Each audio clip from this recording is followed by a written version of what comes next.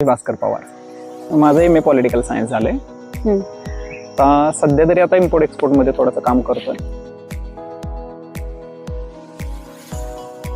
आधी हे आम्ही जमिनीवरच तयार केलेलं पहिल्यांदा पूर्ण.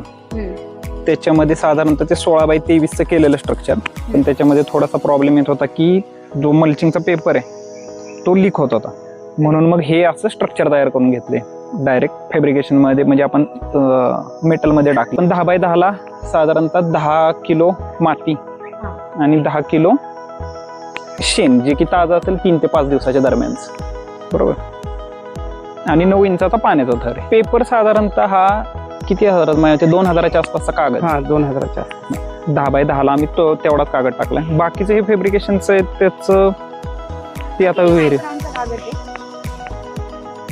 हा 400 मायक्रॉनचा. तर कडक ऊन असेल तर ते जळतंय बऱ्यापैकी. तर त्याच्यासाठी साधारणतः फक्त प्रकाश असला तरी बास आहे.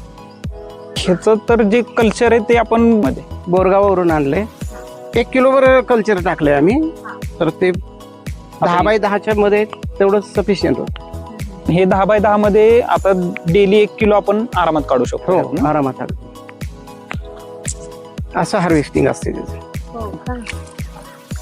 हे फक्त आपण असं काढून घेतो. आणि हे असंच तुम्ही कोंबड्यांना टाका? हा, डायरेक्ट. गाईंना वगैरे द्यायचं असेल तर थोडं धुवून, शेणाचा वास असतो ना त्याला, ते थोडस वॉश करून द्यायला लागतं. 15 दिवस नाही, अगदी लाईफ टाइम. आता लाईफ टाइम. हा, फक्त पाणी मेंटेन करायचं. आणि 15 दिवसानं 50 ग्रॅम ते जीवाणू culture, 50 gram single super phosphate, ते तेवढं चारी बाजूला द्यायचं.